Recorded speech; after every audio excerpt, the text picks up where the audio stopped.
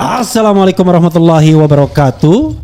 Sobat RH sekalian, jumpa lagi kita di channel yang keren ini. Keren cadas. Ya, sobat RH sekalian.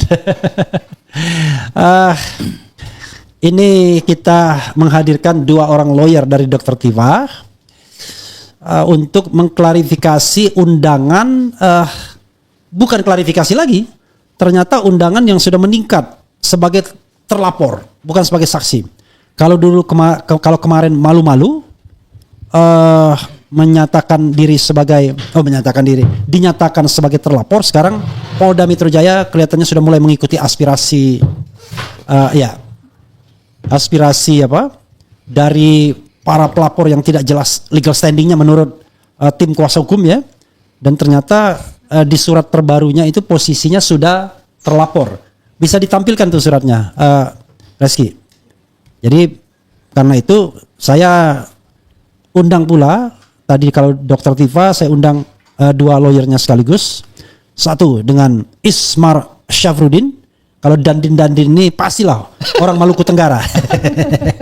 Maluku Tenggara cabang Sulawesi Selatan ya. Assalamualaikum warahmatullahi wabarakatuh, Bung Ismar. Waalaikumsalam. Beliau ini kalau bahasa buginya ditangkap kawang tidak ditangkap kewajiban ya kan gitu. Nanti kita lihat dia nggak ngerti tuh Berikutnya adalah Dr. Al-Katiri. Saya doakan dokternya. Amin. Ya kan. Assalamualaikum warahmatullahi wabarakatuh. Oke.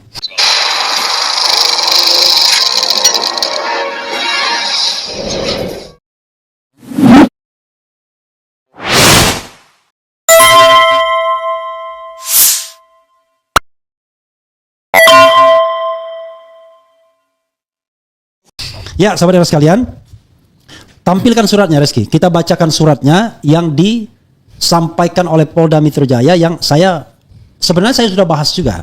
Tapi kalau yang membahas saya doang kan lucu ini, seperti jeruk makan jeruk ya kan. Nah, kita hadirkan dua pengacara yang tentu relevan membahasnya karena terkait dengan klien beliau berdua ya. Jadi surat dari Polda Metro Jaya sudah di-share ke saya ya. Di RH, oke. Saya nyari di live-nya, ternyata di RH dulu di sini. Oke. Suratnya bunyinya begini. Oke. Nah ini, ini ya. Metropolitan, baru muncul. Polisi Daerah Metropolitan Jakarta Raya, Direktorat Reserse Kriminal Umum. Jalan Jenderal Sudirman 55 Jakarta 12190. Jalan Jenderal Sudirman ya. Nomor B17 dan seterusnya. Ya, B17171 dan seterusnya. Klasifikasi biasa, lampiran tidak ada, hal undangan klarifikasi. Tanggalnya Jakarta 2 Juli 2025 kepada yang terhormat, bukan yang tersayang, ini yang terhormat ya. Saudari Dr. Tifauzia Tiasuma, MSc ya. Sebentar lagi doktor beliau. Kita doakan karena sedang bersiap untuk ujian disertasi. Kemudian ini ada rujukan sejumlah peraturan mulai dari Undang-Undang Nomor 8 tentang KUHP tahun 81.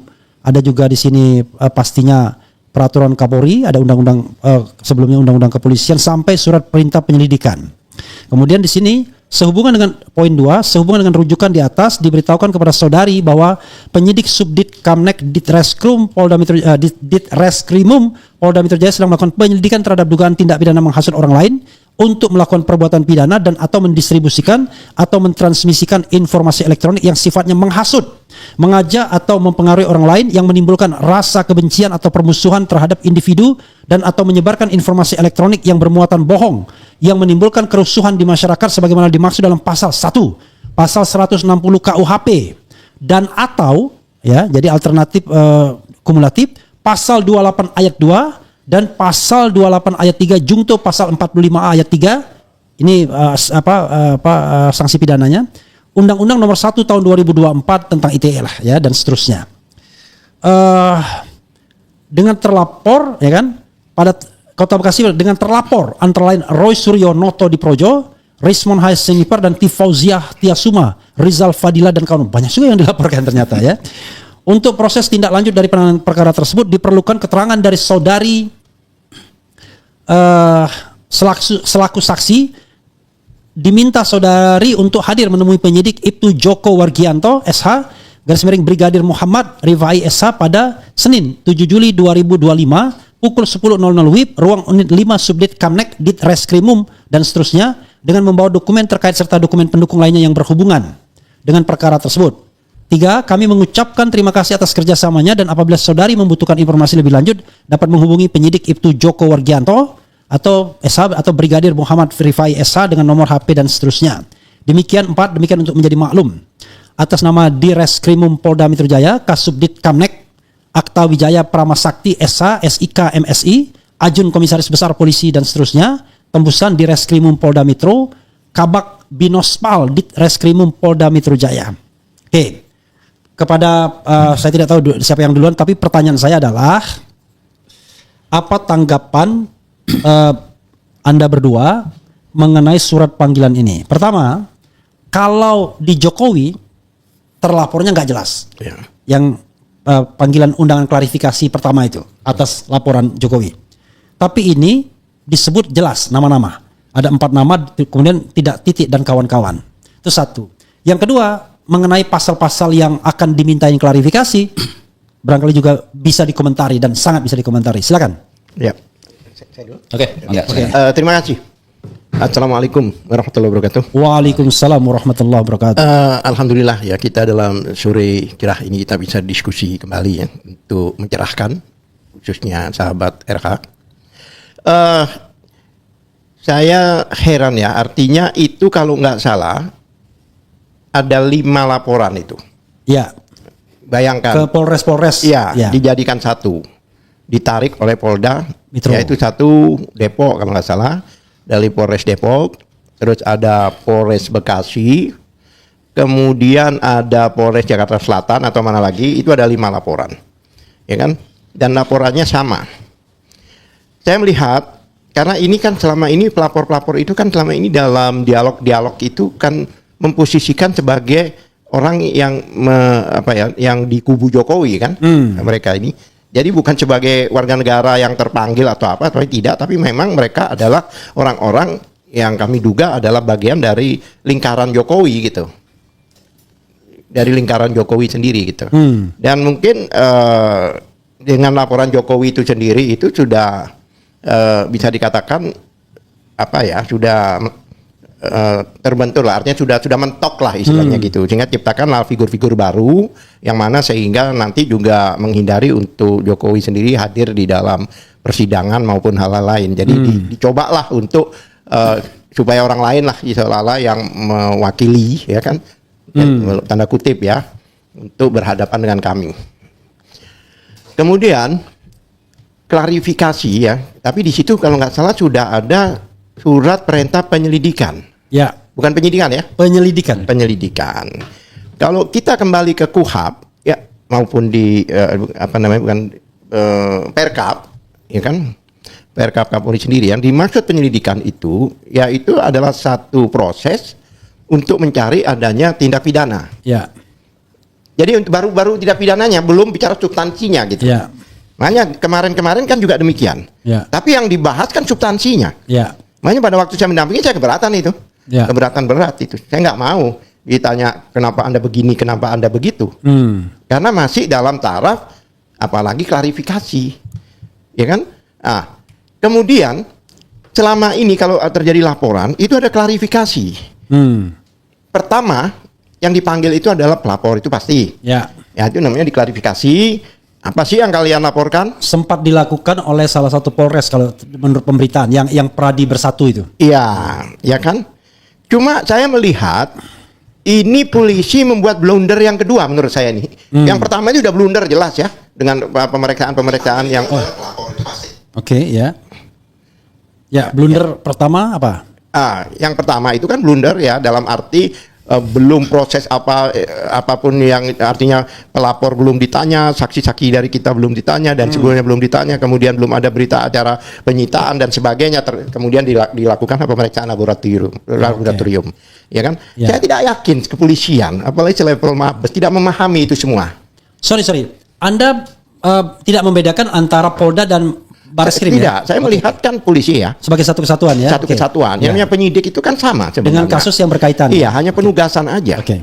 Ada yang ditugaskan di Mabes, ada yang ditugaskan di Polda. Ada penugasannya aja sama, bukan artinya rankingnya lebih tinggi dan sebagainya, tidak. Ya kan? Memang kita bicara penyidik ya. Iya. Penyidiknya. Ya, saya melihat seperti itu gitu loh. Contohnya, ya kan?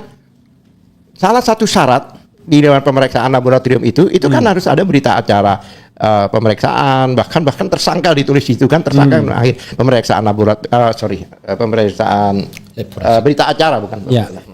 Berita acara itu berita acara penyitaan. Berita penyitaan itu kalau di KUHP itu adalah dalam taraf penyidikan.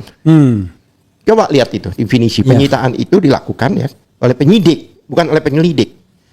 Ya kan? Nah, itu salah satunya. Ya. Nah, sekarang ini lebih menarik lagi gitu loh.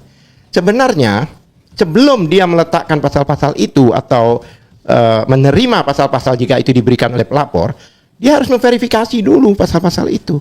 Benar nggak pasal-pasal itu ada tindak pidananya? Benar nggak pasal-pasal itu ada perbuatan melawan hukumnya? Jelas seperti pasal 160 itu sudah berapa tahun yang lalu, 2009 itu sudah berubah. Bayangkan, masa tidak tahu? Yang tadinya delik formil menjadi delik material, ya kan? Yang mana di delik material itu dulu itu yang namanya dulu ya, kita bicara sebelum ada putusan MK ya, itu delik material ya. Itu yang namanya apa namanya itu penghasutan ya itu ya. Penghasutan. Ya. Penghasutan. Penghasutan ya. Ya. Itu dulu penghasutan itu potensi dikhawatir potensi orang terhasut. Itu bisa. Bahkan itu khusus untuk yang berhadapan dengan negara gitu, bukan perorangan gitu loh. Contohnya orang menghasut di lapangan tentang itu serang itu polisi, bakar ini pos polisi atau hajar mereka Satpol PP dan sebagainya gitu. Itu walaupun belum terjadi, ya kan? Itu bisa dipidanakan. Tapi sekarang udah nggak bisa. Ya. Dulu 2 pihak aja itu sudah bisa. Sekarang harus 3 pihak. Ada penghasut, ada orang yang terhasut, Ada tindak pidananya. ya kan? Dan ada dampak. Ya, tindak pidana Dan yang melakukan dilakukan. tindak pidana. Ya. Ya kan? Gara-gara dihasut itu, orang itu terhasut, dia melakukan tindak pidana. Jadi deliknya delik material. Delik material. Dan Kalau dulu Habib Rizik yang kena delik formil. iya. Gitu. Itu pun nggak jelas juga menghasut apa. Iya. Itu. Nah, pertanyaan saya, dalam orang-orang ini mencari kebenaran tentang ijazah palsu, ada nggak sesuatu yang dirusak? Ada nggak yang diserang? Polisi yang diserang? Ada nggak UGM dilemparin batu? Contohnya begitu. Dibakar ya, itu lebih lemparin batu aja dari ringan gitu. Tapi kadang-kadang itu mungkin pasar pramuka dibakar. Nah, iya, malah pasar pramuka yang dibakar, benar juga. Iya kan? Iya kan? Ada nggak? Mereka datang itu dengan resmi ke sana, bersurat sebelumnya, bahkan karena itu rombongan 1 bis kalau nggak salah, karena mereka takut itu nanti dimasalahkan, mereka bikin pemberitahuan ke kepolisian bahwa kami akan datang ke Jogja dan Solo. Bahkan Dr. Tifa, Jangan lanjutkan sedikit. apa? Saya tambahkan sedikit dulu mungkin yang masalah. Belum selesaikan dulu. Kita selesaikan dulu. Siap. Nanti Ya, ada, oke. nanti bicara nanti Ya. akan. Seperti Dr. Tifa apa itu kan? Dr. Tifa itu kan datang ke Solo, datang ke Jogja bersama Roy Suryo dan Rismond dan teman-teman ya, Rizal Fadila dan sebagainya. Dia menyaksikan itu peristiwa-peristiwa itu. Dia di situ bukan sebagai ahli juga sebagai saksi gitu loh. Saksi, karena dia ikut ke Solo, ikut bertemu Pak Dekan dan Pak Rektor kalau nggak salah waktu itu, ya kan? Itu ya. Makanya kok bisa bahwa ini dimasukkan di dalam laporan itu gitu loh oleh kepolisian. Saya nggak nyalakan yang melapor. Anggap aja yang melapor tidak paham. Apalagi saya ada Peradi Bersatu dan sebagainya itu, saya juga bingung. Apakah ini atas nama organisasi? Apakah perorangan gitu loh? Oke, jadi gini, Ini baru 160 ya? Ya, Belum yang lain. makanya lama sekali. Kita udah mau maghrib nih. Oke, kita berhenti dulu di 160. Silakan tambahkan Baik. Itu. Terima kasih, Bang. Agak dekat. Baik, terima kasih, Bang. Gitu. Iya, kalau saya sih mungkin berbicara dari awal dulu bahwa saya masih melihat, karena kita ini dari dulu ini sebagai sering melakukan pembelaannya dari zaman sejak 10 tahun pemerintahan Jokowi ini memang sudah luar biasa ini. Sepertinya masih tidak ada perubahan saya lihat ini. Bagaimana kencengnya pihak kepolisian. Ini saya patut diduga ya, dan itu memang kan fakta yang kami rasakan. Kami ini di lapangan. Ketika yang melakukan laporan itu adalah dari pihak Jokowi, luar biasa cepat sekali tanggap bos. Tos-tos kita ini coba bikin laporan polisi teman-teman TPO kemarin ya, termasuk saya juga di dalamnya, itu luar biasa Pak. Kita udah berapa kali mau bikin laporan polisi nggak bisa. Akhirnya apa? Hanya kita melakukan itu bersurat aduan. Jadi terlalu kelihatan gitu loh bahwa kawan-kawan dari pihak kepolisian ini untuk bersemangat pembelanya terhadap Pak Jokowi. Padahal kan kita menginginkan itu kan netral ya. Kita ini sama-sama ini sama-sama warga negara Indonesia gitu loh. Apalagi yang terakhir ini gitu kan. Mulai lagi diangkat laporan 5 orang. Padahal ini sebenarnya itu lebih duluan laporannya 5 orang ini. Ada berapa ya yang lebih duluan daripada laporannya Pak Jokowi. Tanggal 24, tanggal 25, tanggal 26 itu kan laporan yang beberapa Polres. Kemudian sekarang ini setelah pemeriksaan ataukah pemanggilan terhadap laporan Pak Jokowi sendiri, ya sepertinya kan kayaknya agak mentok mungkin, sehingga sekarang kok meningkat lagi, mencari figur lain lagi yang sebagai pelapor lain. Nah, saya tadi menyambung dugaan dari kawan. Gini, karena waktunya nggak banyak, kita langsung to the point membahas 3 pasal ini. Karena itu sudah pengetahuan umum yang semua orang udah tahu. Begitu ya. Baik. Pasal 160 KUHP, pasal 28 ayat 2 dan pasal 28 ayat 3. Itu aja. Ya. Nah, kemudian masuk dalam pasalnya, ya kan sudah sangat jelas sekali gitu loh bahwa tadi pasal 160 itu kan jelas bahwa harus ada dampak. Memang ada tiga pihak yang harus menjadi unsur dalam hal ini kan. Ada pertama adalah penghasut, kemudian yang dihasut, kemudian dampak dari penghasutan itu kan harus secara fisik dilakukan di ini kan tidak ada sama sekali. Ya, sudah dijelaskan tadi mungkin tentang tidak adanya suatu peristiwa termasuk mungkin kalau mau dipaksakan bahwa ada dampaknya yaitu mungkin pasar pramuka itu tadi. Ya, itu pun juga kan patut diduga siapa yang melakukannya, siapa yang dirugikan kalau itu siapa yang diuntungkan kalau itu terjadi kebakaran gitu loh. Kemudian kalau pasal 283. Tapi jangan itu terlalu jauh itu kalau kita bicara dampak antara nanti digoreng orang bahwa wah ini dampaknya gara-gara Dokter Tifa pasal nggak boleh. Ya makanya kan semua orang memiliki dibolehkan untuk menduga-duga kan begitu Pak. Enggak maksudnya kita bicara mengenai kan Dokter Tifa dikatakan menghasut. Menghasut betul. Menghasut siapa lalu tindak pidananya apa? Nanti sama mereka dibalik bahwa gara-gara Dokter Tifa menghasut pasar pramuka dibakar. Belum ada Dokter Tifa waktu itu kebakar. Oke, makanya jangan kita bilang. Maksudnya itu kan kita bicara tentang hukum. Betul. Oke, silakan. Iya. Jadi kalau pasal 160 kan sudah jelas sebenarnya. Jadi ada pemaksaan bagaimana diterima laporan ini. Harusnya juga kan tidak perlu lagi dilanjutkan gitu. Nah, itu tadi patut diduga juga bahwa apakah ada penyelamatan dari pihak teman-teman penyelidik dalam hal ini tidak melanjutkan yang laporan 311 sama 310 yang dilakukan oleh Pak Jokowi ya. Karena apa? Sangat mungkin nanti pada saat proses persidangan mampu nggak Pak Jokowi menghadapi kami ini nanti pengacaranya Bu Tifa, pengacaranya yang lain-lain. Kan kita nanti di sana berhak untuk melakukan pertanyaan yang eksplorasi bagaimana karakteristik dari seorang saksi gitu loh. Kan itu pasti kita akan gali semua. Masalah kebohongan kan harus dibuktikan bahwa dia tidak berbohong. Ya masyarakat semua udah pasti 1000%. Saya yakin itu tidak akan mampu menjelaskan secara baik dan benar itu. Dan bisa di persidangan itu bisa kita meminta kepada hakim balikkan bahwa segera lanjutkan pasal 424 untuk kebohongan dalam persidangan itu. Kita menduganya seperti itu karena kenapa tiba-tiba ini yang dimunculkan lagi adalah orang lain yang kemungkinan besar kalau ini dipaksakan, ya kan? Maka yang dihadirkan sebagai saksi adalah pelapor yang lain gitu. Oke. Iya. Oke. Berikutnya lagi kan gini. Kesimpulan kita pasal 160 itu nggak bisa dikenakan pada Dokter Tifa. Kita bicara Dokter Tifa dulu dah, ya kan? Karena tidak jelas apa materi penghasutannya, kemudian siapa yang dihasut, lalu apa tindak pidana yang terjadi akibat penghasutan tersebut. Artinya itu lewat. Ya kan? Nah, kita membahas pasal berikutnya, pasal ujaran kebencian. Yang berbasis SAR, sekarang SAR ya, suku, agama, ras, ada juga kebangsaan, ada juga kelompok disabilitas fisik dan mental. Silakan dieksplorasi. Terima kasih. Sambil Reski keluarkan pasalnya ya. Gitu. Jadi 160 udah jelas ya bahwa inilah yang saya salah satu yang membingungkan. Kenapa kok diterima? Bahkan diproses ini loh. Ya kan? Apakah tidak paham gitu loh undang-undang itu? Apa tidak paham dia? Itu putusan MK itu jelas nomor 7 tahun 2009. Putusan yang menjadikan dari delik formil menjadi delik material itu. Pasal tadi. Nah, sekarang 28 ayat 2. 28 ayat 2 itu dari dulu itu adalah pasal andalan yang digunakan mereka untuk banyak memenjarakan orang. Baik itu ulama, aktivis ya ini. Ya kan?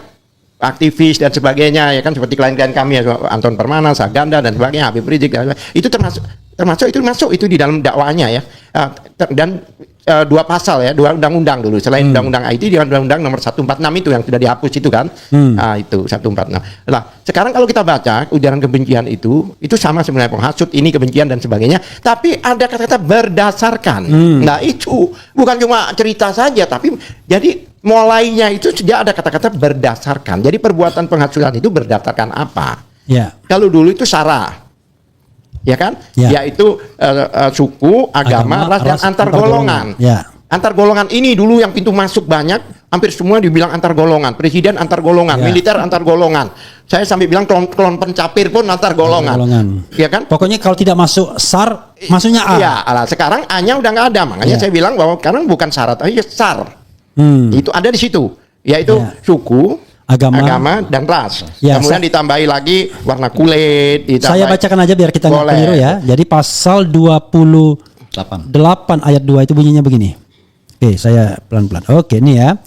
Pasal 28 ayat 2, setiap orang dengan sengaja dan tanpa hak mendistribusikan dan atau mentransmisikan informasi elektronik dan atau dokumen elektronik yang sifatnya menghasut, mengajak atau memengaruhi orang lain sehingga menimbulkan rasa kebencian atau permusuhan terhadap individu, ya, dan atau kelompok masyarakat. Jadi bisa individu, bisa kelompok tertentu berdasarkan Nah, itu mulai. ras, kebangsaan, etnis, warna kulit, agama, kepercayaan, jenis kelamin, disabilitas mental atau disabilitas fisik. 10 ini tidak maksudnya tidak ada peluang lain kecuali 10 ini. Iya. Kalau dulu antar golongan itu bisa kemana-mana. Oh, ya. Oke. Jadi jelas ya. Kita berarti kan Pak Jokowi itu bukan, Pertanyaan saya, ada ijazah nggak di situ? ya, Itu pertanyaan sederhana Ya. aja. Berdasarkan ijazah, Ya. berdasarkan KTP, Ya. ada nggak di situ? ya, Tidak ada, berdasarkan surat tidak ada. Ya. Kan? Jadi betul ujaran-ujaran oke disebut segitu, tapi ada kata-kata berdasarkan. ya. Ada batasan di situ gitu loh. Ya. Kan? Dia Itu tidak kalaupun dianggap ada ujaran ya, kalaupun dianggap ya memang ya ujaran apapun juga, tapi Ya. kalau tidak Nggak, berdasarkan, dianggap ada ujaran kebencian. anggap aja demikian. Ya. Tapi kalau tidak berdasarkan yang disebut tadi, warna kulit, ras, golongan dan sebagainya. Golongan nggak termasuk ya. Ya. Ras, kemudian warna kulit, kemudian kebangsaan, kemudian agama, kepercayaan, jenis kelamin, disabilitas mental, seseorang dan disabilitas sebagainya. fisik, gitu. Nah, sekarang kan masalah ijazah. Pertanyaan saya, ada nggak ijazah di situ? Ya. Ini yang saya bingung, blunder polisi ini gitu loh. Ya. Ya kan? Karena ini sudah spesifik. Kenapa dia memaksakan itu? Ya. Ya kan kami besok dipanggil, kami minta pertanggungjawaban itu. Oke. Bukan dia yang akan menanyain klien kami yang akan mempertanyakan. Ya. Dia harus bisa mempertanggungjawabkan dia memanggil itu dengan pasal-pasal itu. Makanya judul kita adalah lawyer atau pengacara siap perkarakan. Loh, sangat siap. Oke. Ya kan? Perkarakan itu tidak berarti lapor polisi, oke. tapi Sekarang dimasalahkan, ya kan? Dari situ biar pemirsa yang menilai, ya kan, apa ada tindak pidana lagi dilakukan di situ. Satu tadi 160 buktinya tidak ada suatu kekerasan, tidak ada kebakaran, tidak ada menyuruh menghajar polisi dan sebagainya, tidak ada kan? Ya, ini sekarang tidak, di situ tidak mengatur ijazah, tidak mengatur surat. Ya kan? Oke, poinnya udah jelas itu ya. Poinnya udah jelas. Sudah. Ada yang mau ditambahkan? Ya, baik. Mungkin Ya. saya tambahkan masalah itu mungkin tadi masalah ijazah apa segala. Itu kan sudah menjadi informasi publik ketika seseorang calon presiden ya dalam hal ini menjadi syarat bahwa harus memperlihatkan ijazahnya dan sudah diserahkan kepada instansi yang berwenang dalam hal ini KPU, KPUD. Dan itu kan sudah jelas menjadi informasi publik yang bisa diketahui oleh semua orang. Ya. Dan malah ada undang-undangnya gitu kan. Ya. Undang-undang nomor 16 tahun 2018 ya. 2014. Itu kan Sudah 14 2008. 2008 ya, 2008. Itu kan sudah jelas kalau seseorang masyarakat yang selama ini membayar pajak warga negara Indonesia yang mengetahui tentang informasi publik seperti ini, kalau ditolak oleh instansi berwenang yang harus bisa memperlihatkan itu kan masyarakat bisa melakukan gugatan malah. Nah, itu kan hak dari masyarakat. Nah, dalam hal ini kita lihat kan Pak Jokowi ini kan adalah waktu itu sebagai calon presiden dan sudah menjalankan kewajibannya sebagai seorang presiden selama 10 tahun. Nah, tidak sembarang orang yang mengambil langkah-langkah yang mau mempermasalahkan masalah ini ketika ada kecurigaan dari masyarakat. Ini ada korban loh, Pak. Ada Bambang Tri, ada Gus Nur. Nah, kita luar biasa, klien kami itu dari 2017 melakukan penelitian kajian tentang ini. dan seharusnya itu mendapatkan penghargaan yang luar biasa dari pemerintah dalam hal ini negara gitu loh, bahwa ada warga negara yang berusaha untuk bagaimana membuka ini hak-hak masyarakat kepada publik, kepada umum, bukannya di apa namanya di bredel kayak seperti ini. Termasuk masalah siapa namanya seorang Bambang Tri, dia kan sudah membuat buku apa namanya Jokowi Undercover, itu pada saat itu harusnya dibuka kepada publik. Dijawab buku dengan buku, bukannya dijawab dengan bredel kemudian dipenjarakan. Andaikan permasalahan itu diselesaikan pada tahun 2016-2018, tidak ada dampak sampai sekarang ini. Jokowi dengan Trump dengan gagah ke depan. Kata Pak Jokowi dibilang kalau diselesaikan 2016 tak bisa saya putaran second term of office ya kan. Nah makanya kecurigaan masyarakat kan semakin bertambah gitu loh. Apalagi kan selama ini beliau itu kan membangga-banggakan kalau ada hal-hal merasa bahwa itu udah kelebihan. Kalau dia merasa bahwa dia adalah alumni UGM itu kan suatu yang patut dibanggakan gitu kan. Tapi kalau disembunyiin, apalagi sudah ada pernyataan dari Kasmujo lagi yang jelas-jelas itu kan, apa gunanya seorang apa namanya kalau itu asli harus berbohong lagi tentang Kasmujo. Kalau itu Kasmujo, kita siapa yang berani menyatakan bahwa bukan suatu kebohongan? Oke. Jelas gitu. Oke. Ya, ternyata kita diburu-buru maghrib kita nih ya. Nah, yang ketiga, ya. Sebentar, saya tambahkan ini. Tambahkan, silakan. Sedikit. Silakan. Ini menarik tadi. Ya. Saya agak lupa juga. Masalah tadi itu Undang-Undang Nomor 14 Tahun 2008 itu pasal 1 ayat 3-nya itu jelas menyatakan bahwa ya kan semua lembaga negara baik eksekutif, yudikatif, legislatif ya kan, kemudian lembaga-lembaga pokoknya yang lembaga negara lah, semua itu yang mendapatkan bantuan dari APBN, baik itu keseluruhan maupun sebagian, itu yang dimaksud lembaga publik. Jadi definisi lembaga publik itu adalah yang menerima bantuan dari APBN, yang dapatkan bantuan maupun dapat mendapatkan pendanaan, ya kan? Pendanaan secara rutin. Pendanaan, baik. Ya. Pertanyaan saya, UGM itu mendapatkan pendanaan tidak? Dapat. UGM itu mendapatkan pendanaan. Lebih ya kan seperti contohnya ya, ada namanya kalau kita mulai sekolah ya, dana BOS contohnya. Ada dana BOS untuk yang sekolah, untuk madrasah dana BOM, ya kan? Untuk itu BOPTN. Bantuan operasional itu ada. Oleh sebab itu, karena dia sebagai lembaga publik dituntut. Ya jangan itu, dia sekolah negeri. Kalau universitas negeri itu pasti lembaga publik. Iya. Oleh sebab itu, maka secara undang-undang, ya kan, undang-undang di undang-undang itu juga pasal 14 ayat khususnya pasal 2 dan pasal 4 itu sebagai lembaga publik itu dia harus terbuka dan transparan. Publik boleh mengakses, boleh bertanya, ya kan, bahkan boleh menyebarkan. Coba lihat pasalnya, ini undang-undang. Jadi sebenarnya tidak ada tindak pidana yang dilakukan oleh orang-orang ini, tidak ada. Gitu loh. Itu boleh. Bahkan KPU kan juga dana dari APBN. KPU itu jika ditanya dia harus membuka diri seharusnya. Karena masyarakat mempertanyakan. Itu. Kenapa dia menyembunyikan dan sebagainya. Makanya sebenarnya kalau kita diusut dengan undang-undang ini, maka tidak ada tindak pidana. Apalagi perkara-perkara Jokowi yang melaporkan ke mana Polda itu, yang Jokowi ya. Itu jelas undang-undang perlindungan saksi dan korban pasal 10 kan jelas. Jika ada laporan, maka tidak boleh dilaporkan pencemaran nama baik, laporkan balik sebelum ini inkrah. Kalau seandainya itu setiap ada orang laporan dilaporkan, ya kan? Tidak ada orang lapor. Nah, tujuannya pasal 10 di undang-undang itu untuk melindungi kepentingan pelapor. Itu sebenarnya. Jadi sebenarnya dengan adanya undang-undang ini, kemudian undang-undang pasal 28F itu di undang-undang dasar itu bahwa setiap warga negara itu berhak berkomunikasi dan ya kan mendapatkan informasi, itu connect dengan ini. Sebenarnya apa yang dilakukan teman-teman ini konstitusional. Bahkan yang dilakukan oleh mereka yang menyembunyikan baik KPU sama Solo, KPU Jakarta dan KPU Pusat maupun UGM itu inkonstitusional. Jadi kalau soal ngomong konstitusi, ini ahlinya di sini. Nah, betul. Saya pancing ini. Jadi saya mengatakan begini, ya, ini mungkin tambahan sedikit. Yang namanya negara Indonesia adalah negara yang berdasarkan atas kedaulatan rakyat, dan dilaksanakan menurut Undang-Undang Dasar.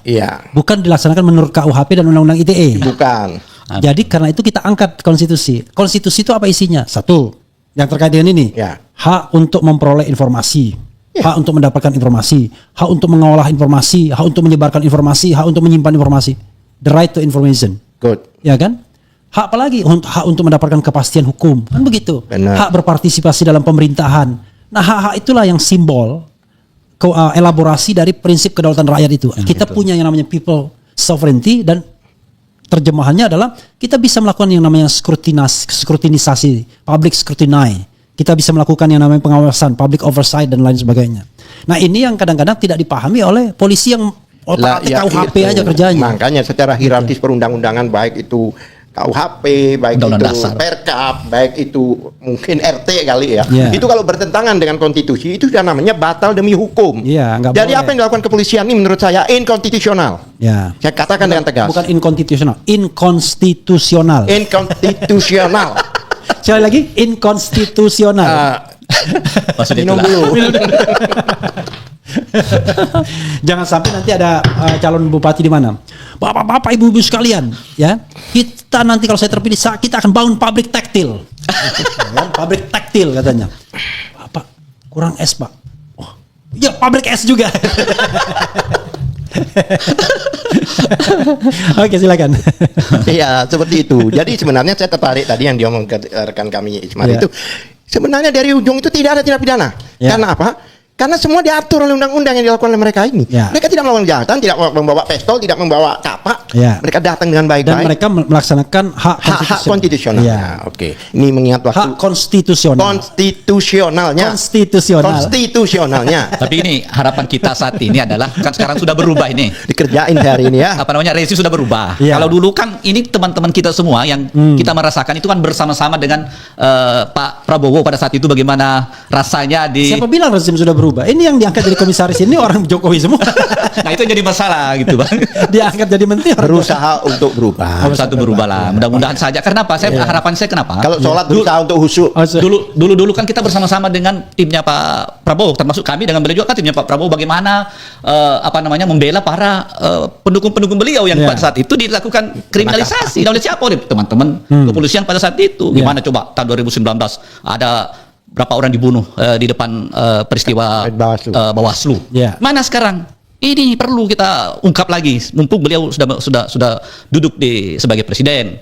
Nah, bagaimana ketika orang dianiaya oleh pihak kepolisian dalam hal ini apa namanya teman-teman dari apa dulu tuh Yang mana? dari kepolisian biasa kayak tentara tuh Brimob. Brimob. Kan jelas semua dulu itu. Nah, yang dipukulin siapa kan para pendukung Pak Prabowo pada saat itu. Nah, kita berharap Pendukung Prabowo itu Pendukung Prabowo, iya, sampai betul. tanggal 20 Mei 2019 itu 21 atau berapa 22 Setidaknya. Tapi setelah pembentukan kabinet Beda udah lagi. Setidaknya bahwa beliau pernah merasakan sebenarnya bahwa bagaimana coba contoh ketika beliau Bagaimana dicurangi sebenarnya. bagaimana membesuk siapa Pak Egy pada saat itu Iya. di Polda Metro. Kan susahnya luar biasa itu. Beliau sekarang sudah jadi presiden. Saya rasa beliau tahu bahwa ada memang beberapa hal yang perlu diluruskan tuh. Jangan lagi seperti dulu gitu loh. Nah, Oke. harapan kita itu mungkin ada semuanya terlihat. Kalau dulu Bang, ada pelaporan kayak begini, itu cuma 3 hari ditangkap itu. Ya, ya. Ya kan? Di mana Habib Rizik, Ya. di mana Gus Nur, bagaimana- Makanya sebenarnya sana kesal sini kesal. Nah. Sana kesal kapan ditangkap ini ya kawang ya kan? Kayak kawang kapan ini ditangkap. Ya kan? Betul. Nah, kalau di sini apa ini pasal digunakan harusnya itu ditolak tuh laporannya kan? Betul. Karena saya ketemu dengan pelapornya mengatakan sebentar lagi Roy Suryo akan ditahan gitu. Selalu begitu dia. Betul. Karena itulah yang dia glorifikasi terus menerus tuh pelapor itu. Sampai udah bawa borgol segala, bawa baju tahanan itu kan melecehkan itu. Kita masuk pasal ketiga ya Oke. yang dipermasalahkan. Pasal 28 ayat 3 itu bunyinya adalah sebagai berikut. Bukan berikut ya, berikut. Berikut. Berikut. Saya balas. Dia nggak tahu ditangkap kawang tidak ditangkap kewajiban. Ya. Lebih baik tangkap ayang. Jadi 28 ayat 3 Undang-Undang ITE, Undang-Undang 1 2024 yang terakhir ya, perubahan terakhir. 3. Setiap orang dengan sengaja menyebarkan informasi elektronik dan atau dokumen elektronik yang diketahuinya memuat pemberitahuan bohong yang menimbulkan kerusuhan di masyarakat. Silakan. Ya, terima kasih. Begini, saya melihat ya, kayaknya polisi belum paham Undang-Undang Nomor 1 yang baru ini 2024. Kalau paham, saya pikir ini pasal nggak akan dipakai di sini. Ya tambah putusan MK yang lebih paham lagi. Yang memaknai ini kan kerusuhan masyarakat kan harus fisik kan MK. Bukan kan? itu saja. Iya. Undang-undang itu sendiri sudah berbicara. Oke. Jadi undang-undang itu kayak rokok, Pak. Iya. Rokok ini begitu. Iya. Iya kan? Mirip. Jadi begini. Oke, saya jelaskan ya. Bukan MK, ini saya yang jelaskan. Iya. Undang-undang itu sebenarnya pengganti dari Undang-Undang Nomor 146 masalah kebohongan. Pak khusus pasal 14 dan 15 saja.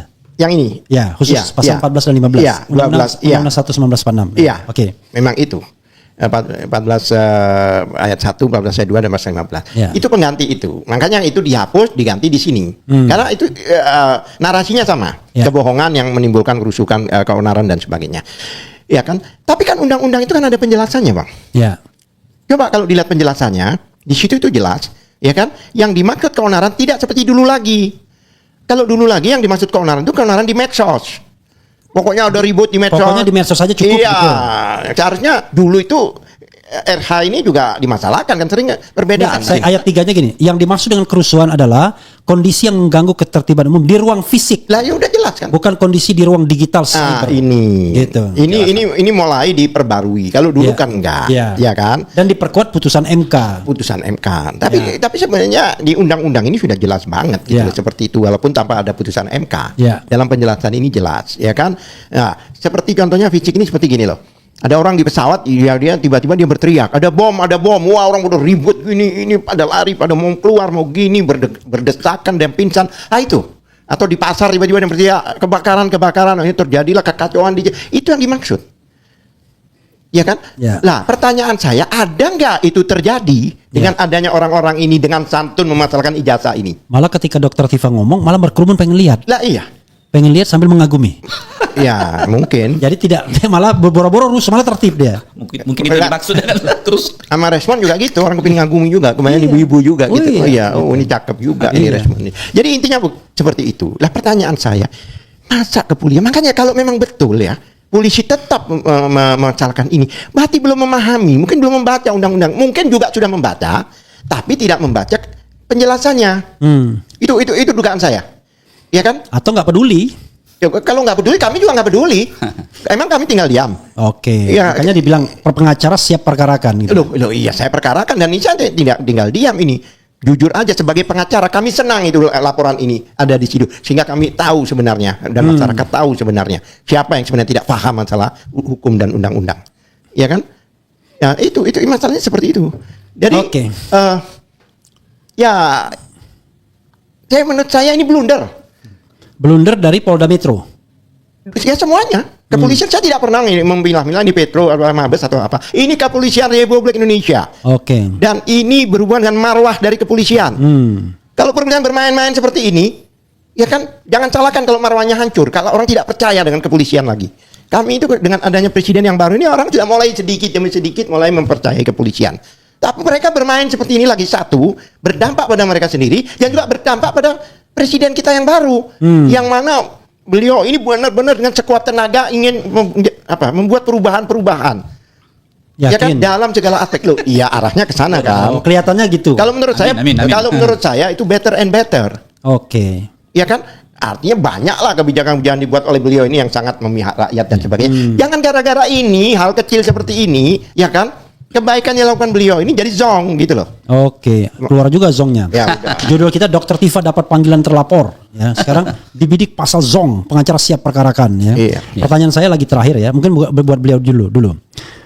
Jadi benar dong, kenapa kan di dalam laporan Jokowi, Dokter Tifa itu tidak disebut sebagai terlapor. Kalau ini eksplisit, karena ternyata memang di situ terbit laporan polisi langsung. Ya. Laporannya Egy Sujana nggak terbit laporan polisi, cuma laporan informasi, ya kan? Iya. Ini LP terbit dan kemudian dia jadi terlapor. Ada sprindik juga kalau nggak salah. Apa? Sprindik. Belum ada. Bukan itu tadi surat yang Penyelidikan. Lidik. Iya, lidik. sprindik Ya, ya. belum Sepelidik, bukan sepelidik, Iya, oke. sepelidik. Belum sidik tapi lidik baru. Iya, sama Nah, aja. jadi yang pertanyaan saya adalah kalau kita kaitkan dengan staff ya, kan kita nggak enak tuh kalau ada Dokter Tifa dan lain sebagainya. Tapi kan ini kan lebih satu step untuk dijadikan tersangka. Jadinya ada terlapor, tersangka. Apa yang bisa diberikan pendapat Anda sebagai seorang lawyer gitu? Iya, baik. Dan apakah ditambahkan entah siapa nanti, apakah kemudian Dokter Tifa sebaiknya datang atau tidak, mengingat ini baru masih undangan klarifikasi dan status belum belum tersangka. Iya. Tapi tidak enak ngomongnya, tapi silakan. Baik, bahwa permasalahan ini mungkin semakin jelas lah ya. Ya. Dugaan kita bahwa teman-teman pihak kepolisian ini masih belum ada perubahan gitu loh. Ini masih terlalu bersemangat kalau untuk permasalahan kita berhadapan dengan Pak Jokowi ya begini jadinya. Ya. Adapun bahwa apa yang dilakukan saat ini itu sudah semakin apa istilahnya nih memperlihatkan bahwa teman-teman dari pihak kepolisian itu kayaknya semakin bingung gitu sebenarnya. Ya, dia sendiri bingung dengan pasal-pasal yang dikenakan. Ini kita belum berbicara tentang contoh saja kayak Bu Tifa. Saya tadi sudah sedikit saya singgung. Beliau adalah kan seorang apa namanya apa istilahnya ini Researcher, melakukan riset peneliti, terhadap permasalahan peneliti gitu ya. Kan beliau itu kan mempunyai legal standing untuk berbicara tentang ini gitu ya. Jadi yang seharusnya di proses hukum itu adalah Pak Jokowi itu sendiri. Kuat dugaan kita dengan dia menyembunyikan informasinya selama ini ketika di masyarakat melakukan pertanyaan tentang pribadinya, harusnya kan dengan legowo dia memberikan pemahaman atau bukti-bukti yang baik gitu loh, atau menyelesaikan permasalahan itu dari dulu. Nah ini kan faktanya tidak seperti itu. Dia malah victim ya, menyatakan dirinya dihina sehina-hinanya ya, dan lain-lain direndahkan serendah-rendahnya. Nah ini yang merendahkan dirinya siapa? Kan dia dirinya sendiri. Selama ini kan terlalu sering mungkin ya, coba ini kan sudah 8 presiden kita ya, atau sudah 7 yang mantannya, tidak ada yang pernah dipermasalahkan. Kenapa? Karena mereka jujur, tidak terlalu kelihatan, sering melakukan kebohongan-kebohongan publik gitu loh, terang-terangan kepada masyarakat. Nah ketika ada masyarakat mempertanyakan masalah ini, dia kan memiliki legal standing. Jadi gini, akhirnya apa yang dilakukan oleh pihak kepolisian itu malah akhirnya orang jadi curiga gitu loh. Ini bagaimana berusaha untuk membungkam seluruh mulut-mulut masyarakat. Coba yang dipanggil siapa ini ya? Bu Tifa, Pak Rismon, Pak Roy. Kan mereka adalah intelek-intelek, mereka adalah seorang peneliti, memang ahli gitu loh. Ya, belum lagi para lawyer. Mereka bertindak untuk dan atas nama TPUA pada saat itu. Bertindak untuk TPUA itu bertindak untuk atas nama siapa? Bambang Tri dan siapa namanya? Agus Nur. Mereka itu adalah kan memiliki hak imunitas ya, yang tidak bisa dipersamakan dengan pribadinya dengan kliennya. Itu sudah jelas, itu harusnya kalau penyidik mau betul-betul memahami tentang hukum atau hukum acara, kan nggak perlu mereka dipanggil lagi gitu loh. Nah, begitupun dengan kayak siapa, Mikhail Sinaga, malah ada berita juga dipanggil siapa, Abraham Samad karena sering speak up. Ini ada pembungkaman terhadap jurnalis, saya lihat juga itu usaha ke sana gitu loh. Ini yang bisa merusak nama baik kepolisian lagi gitu. Ya kan, harusnya sudah dengan adanya perubahan rezim, kita sangat berharap bahwa segera ini pihak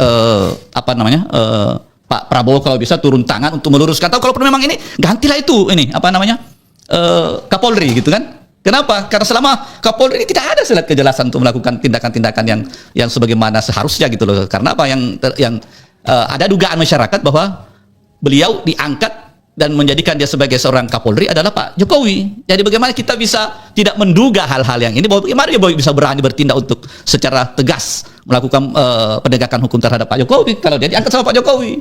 Nah itu jadinya ada dugaan-dugaan atau pembicaraan seperti itu di masyarakat gitu loh, Bang. Oke, luar biasa. Kalau ada pendukung Pak Jokowi bilang, nah kan ujung-ujungnya ganti Kapolri, ini maksudnya. Padahal kita ngomong mengenai bagaimana kita mendudukkan masalah sesungguhnya. Ya. Betul. Oke, saya tambahkan sedikit. Saya kasih kesempatan, tapi saya ingin mengatakan bahwa silakan wrap up Pak Isman Shah dulu, ya, Pak Isman Shah Putra, kemudian nanti Bro Al-Katiri wrap up dan kemudian closing statement. Silakan dulu, Pak Isman Shah. Iya, baik. Intinya adalah kembali kepada masyarakat Indonesia bisa menilai, ya. Jangan gampang melakukan kebohongan.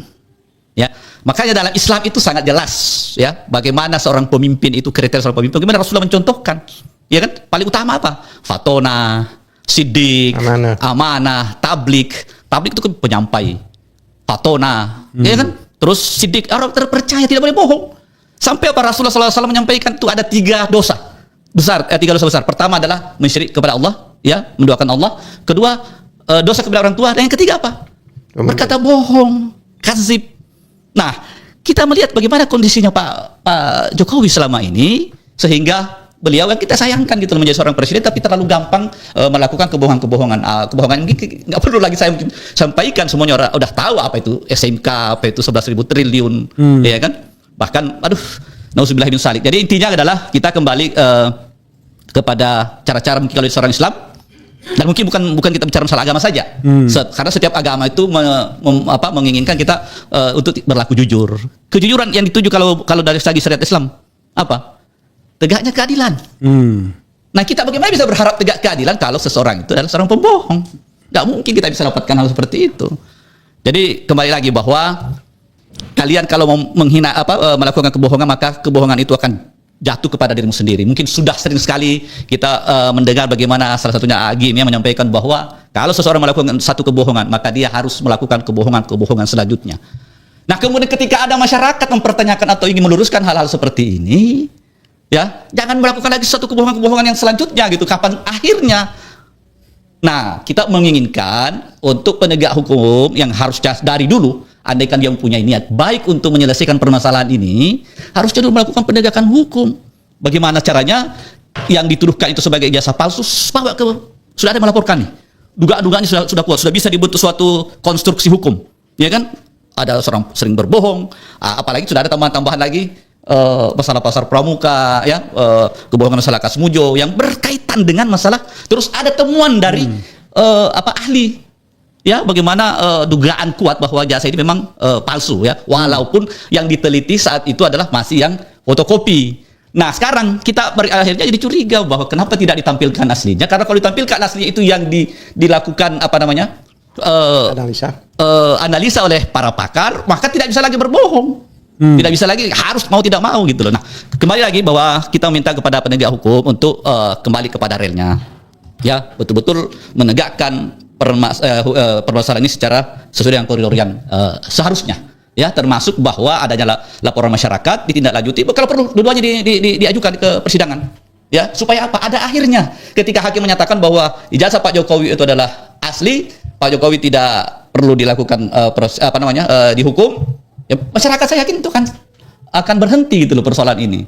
Tidak seperti sekarang, ya, disembunyikan, tidak diteruskan, malah orang-orang yang semua berbicara tentang ini di bredel mulutnya dibungkam. Nah, ini yang jauh dari kata-kata atau demokratis, tidak sesuai lagi dengan bahwa Indonesia merupakan negara Rechtsstaat, bukan Marktstaat, ya, bukan kekuasaan lagi gitu. Mungkin begitu dari saya, intinya adalah ajarilah anak-anakmu kejujuran, ya. Oke, saya sengaja nggak memotong beliau sampai mana, saya sampai ujungnya nih, karena udah mulai ceramah dia. Silakan. Nah, ini Ustadz juga sering saya panggil. Ustadz, silakan, Ustadz Al-Ghazali. Saya tidak akan berceramah lagi karena ada yang lebih tinggi dari saya. Jadi begini, pasal yang katakan kebohongan itu, ya kan? Kalau penyidik tetap menggunakan pasal itu, dia harus menghadirkan ijazah Jokowi di depan kita, sehingga memastikan bahwa memang benar orang ini bohong. Ya. Nggak bisa. Kami minta penyidik pada waktu menyidik pasal 28 ayat 3 itu, ya, dia hadirkan. Bagaimana dia menuduh orang itu bohong, dia sendiri tidak tahu. Iya. Iya kan? Tidak tahu informasi yang sesungguhnya. Iya. Bukan, maksudnya bohong kan berarti kan dia harus tunjukkan aslinya kan? I know, informasi yang sesungguhnya dari makanya saya minta dia nunjukkan di atas meja nih, jasa nih. Nah, berarti kamu bohong kan, begitu satu. Ini ada yang aslinya nih. Ini aslinya nih. Oke. Terus satu hal lagi, saya bilang be professional policeman. Jadilah yang profesional gitu loh. Karena jangan bilang policeman dong, nanti poluannya marah. Polisi aja. Iya, artinya begini, polisi lah. Jadilah yang profesional gitu loh. Artinya kalau memang orang-orang itu memang melakukan tindak pidana dan sebagainya, ya lakukanlah pada pasal-pasal yang memang ada tindak pidana yang dilakukan. Iya kan? Jangan seperti nembak angin ke atas, gak ada apa-apa ditembak jar gitu. Jadi intinya pada prinsipnya, ya kan? Tolong sebelum lebih lanjut ini pelajari lagi pasal-pasal yang dikenakan ini, baik pasal 160, 28 ayat 2 maupun 28 ayat 3 ini. Benar nggak? Tapi dugaan saya kayaknya banyak penyidik belum memahami undang-undang baru ini nomor 1 tahun 2024 ini gitu loh. Ya kan? Artinya kalau melihatnya sepotong-sepotong gitu loh. Tidak komprehensif. Oke. Oleh sebab itu sekarang saya berikan satu closing statement. Closing statement saya itu sama dengan biasanya. Saya pikir kalau ini tidak ada yang menyetop yang lebih tinggi, ya, artinya instansi terkait atau lembaga terkait seperti DPR dan sebagainya yang sebenarnya juga ikut bertanggung jawab sebagai pengawas, ya kan? Karena ada Komisi 3 itu. Yang mana Komisi 3 itu kan membawai polisi, polisi, kejaksaan, kemudian semua yang berhubungan dengan penegakan hukum. Sekali lagi, jangan menunggu kita mengajukan ke sana. Be aktif, proaktif lah gitu loh. Ya kan? Apalagi sudah kayak gini ini, dengan ngawur-ngawur ini, dengan pasal-pasal yang tidak jelas ini dikenakan pada warga negaranya. Ya kan kalau ya baiklah. Begitu. Jadi kembali bahkan saya yakin presiden juga mendengar ini ya kan. Artinya jangan biarkanlah polisi kita ini makin lama makin terlalu jauh tersesatnya gitu. Oke, terima kasih.